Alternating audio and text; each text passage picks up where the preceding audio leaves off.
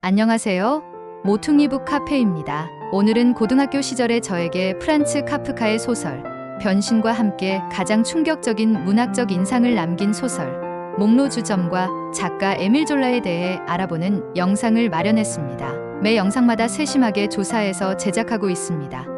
더 좋은 영상을 계속 만들어갈 수 있도록 구독과 좋아요로 힘을 주세요.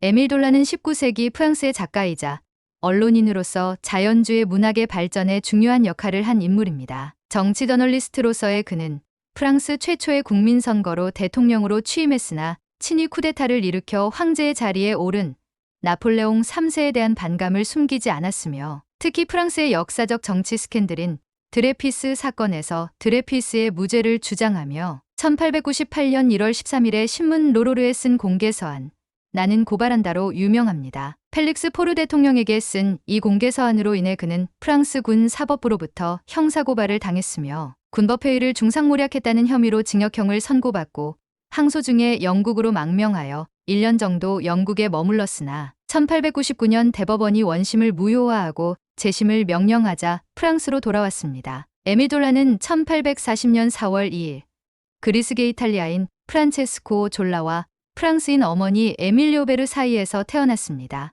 에밀 졸라의 아버지는 액상프로방스의 졸라댐을 설계하고 1847년에 댐 건설에 들어갔으나 그의 폐렴으로 사망하고 맙니다. 그로 인해 졸라의 아버지와 동업자가 세운 회사는 파산하였고 졸라의 어머니는 친정에서 어린 에밀 졸라를 양육하게 되었습니다. 1852년 에밀 졸라는 부르봉 중등학교에 입학하여 기숙사 생활을 시작했습니다. 이곳에서 졸라는 후에 현대미술의 아버지로 일컬어지는 폴 세잔을 만나 절친한 친구가 되었습니다. 세잔과 졸라가 다니던 부르봉 중등학교는 현재 미네 중등학교가 되었지만 정문에는 세잔과 졸라가 다녔던 부르봉 학교가 전신임을 알리는 현판이 있습니다. 현판에는 졸라의 소설 클로드의 고백의 한 구절이 인용되어 있습니다. 우리는 우정을 가졌고 사랑과 영광을 꿈꿨다. 에밀 졸라의 어머니는 그가 변호사가 되기를 바랐지만 에밀 졸라는 프랑스의 고등학교 졸업시험이자 대학 입학시험인 바칼로레아에 2번이나 떨어지고 맙니다. 1858년 에밀 졸라의 가족은 파리로 이사를 하게 되었고 이로 인해 세잔과도 떨어지게 되었으나 화가가 되고 싶던 세잔이 졸라의 조언을 받아들여 1861년에 파리로 그림을 배우기 위해 이사하면서 가까운 거리에서 서로에게 경제적, 정신적인 지원을 해주며 우정을 계속해 갑니다. 그러나 졸라가 화가들의 보헤미안 생활을 묘사한 소설, 작품을 1886년에 출판하면서 두 사람의 우정은 끝이 났습니다. 세잔은 졸라의 소설, 작품 속에 등장하는 실패한 화가 클로드 랑티에가 자신을 모델로 했다고 생각했고 결별의 편지를 쓴 이후 다시 만나지 않았습니다. 다음은 졸라의 소설 작품 속에서 클로드 랑티에에 대한 묘사입니다. 그는 열과 성을 다해 캔버스 위에 자연의 모든 것을 옮기려고 했지만 끝내 작품을 완성하지 못하고 별 볼 일 없는 사람, 아무도 알아주지 않는 사람, 소외되는 사람, 얼마나 우울하고 처량한가.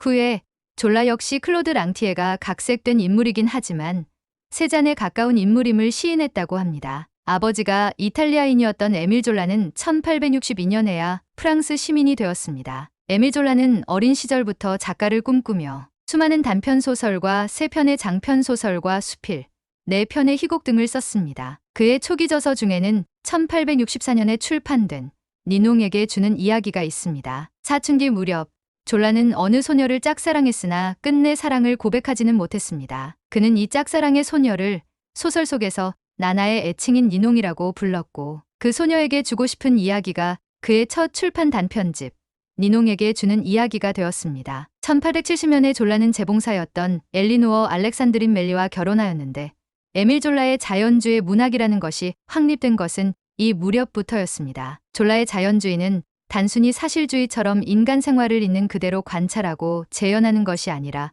경험적 방법으로 그 경험 위에 다시 자연 과학자가 하듯 실험적 방법을 부과하여 인간 생활을 연구하는 것이었습니다. 에밀 졸라의 소설 중 절반 이상은 나폴레옹 3세 통치하에서 가상의 두 가족의 역사를 다룬 20권짜리 루콩마카르 총서에 속합니다. 루콩마카르 총서란 에밀 졸라가 오노레 드 발자크의 소설 시리즈 인간극의 영향을 받아 1869년부터 구상한 소설 시리즈입니다. 졸라는 이 시리즈에 루콩 마카르 총서라는 이름과 제2제국 하에 가족의 자연사와 사회사라는 부제를 붙였습니다. 이 20편의 소설에는 루콩과 마카르 두 가문의 혈통을 이어받은 300명 이상의 인물이 등장하여 대략 1852년에서 1870년에 이르는 제2제국 하에서의 그들의 삶을 보여줍니다. 졸라는 출판사에 보낸 편지에서 이 시리즈의 목표를 한 가문의 생활사에서 유전과 환경이 어떻게 영향을 미치는지 연구하고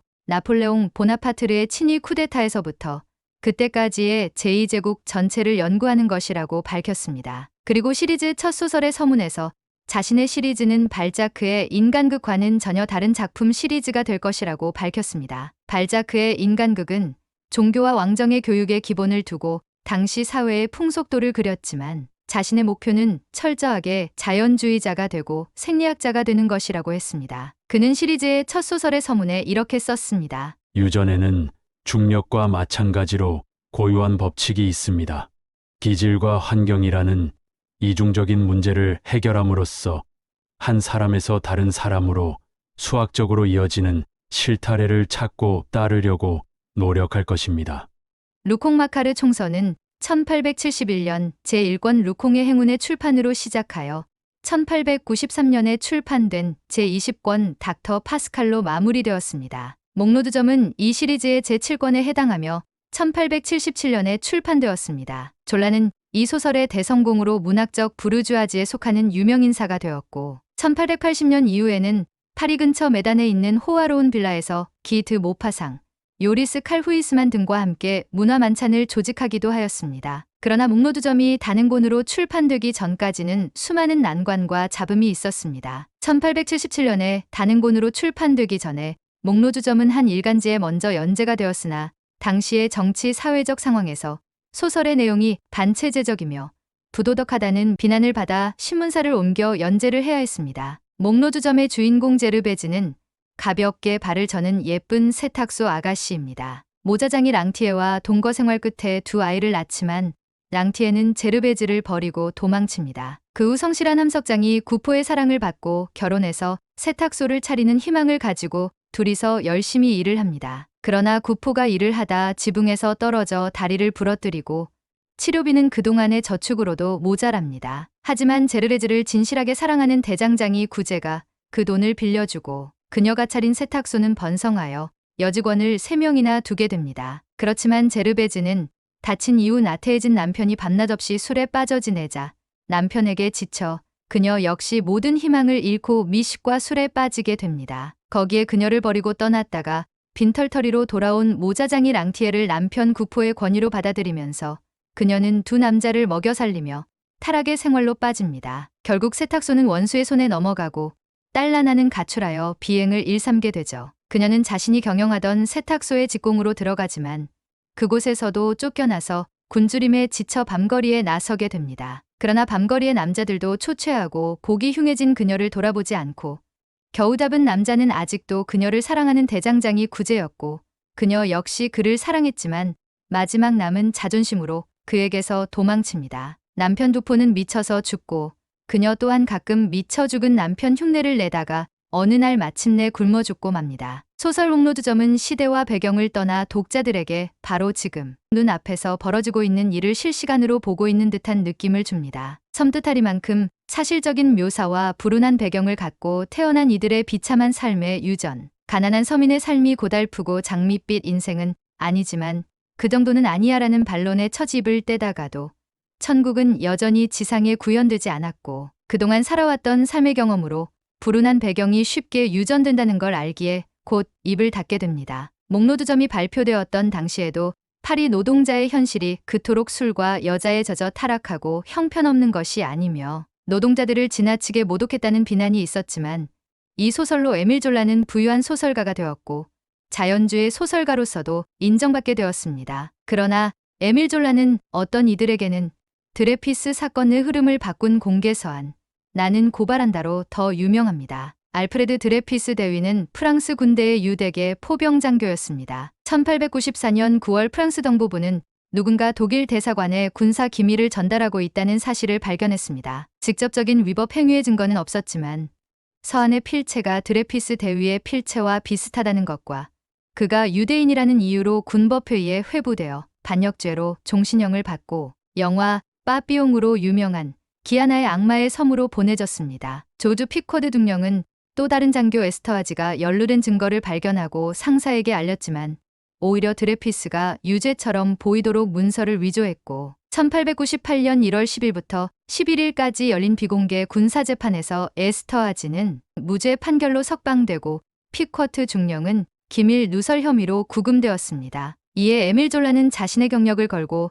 1898년 1월 13일 파리 일간지 로로르 1년에 당시 프랑스 대통령이었던 펠릭스 포레에게 보내는 공개 서한 나는 고발한다를 게재했습니다. 그는 이 글에서 프랑스 군대의 최고 위층을 사법방해와 반유대주의 혐의로 고발했습니다. 졸라의 의도는 드레피스의 무죄를 보여주는 새로운 증거들이 공개될 수 있도록 자신이 명예훼손 혐의로 기소되는 것이었습니다. 이 글은 가히 폭발적인 영향력을 발휘하여 군중은 분노하였고 졸라는 프랑스 군에 의한 기소와 망명 등의 우여곡절을 겪게 되었지만 드레피스 사건은 프랑스 대법원으로부터 재심 결정을 받게 됩니다. 그러나 에밀 졸라는 망명에서 돌아온 이후에도 재심을 반대하는 극단의 왕당파와 극단의 가톨릭 신자들로부터 신변의 위협을 받는 처지가 되었고 1902년 2월 29일 환기가 되지 않는 굴뚝으로 인한 일산화탄소 중독으로 졸라가 사망하자 그의 죽음에 대한 의혹이 추종자들 사이에 제기되었습니다. 에밀 졸라는 처음에는 파리의 몽마르트 묘지에 묻혔지만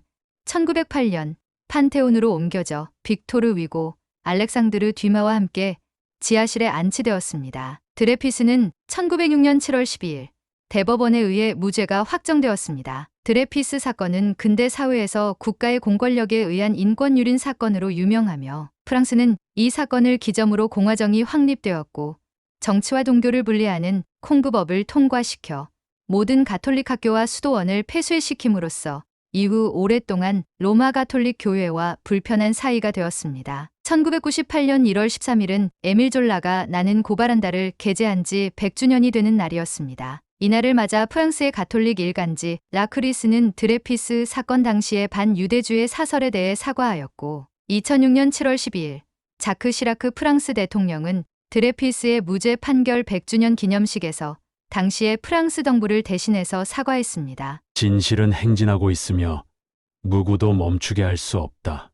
에밀 졸라는 위대한 자연주의 작가이자 행동하는 진실 추구자였습니다. 톰 소여의 모험의 작가 마크 트웨이는 에밀 졸라에 대해 이렇게 말했습니다. 군인과 성직자 같은 겁쟁이, 위선자, 아첨꾼은 한 해에도 100만 명씩 태어난다. 그러나 잔다르크나 에밀 졸라 같은 인물이 태어나는 데에는 5세기가 걸린다.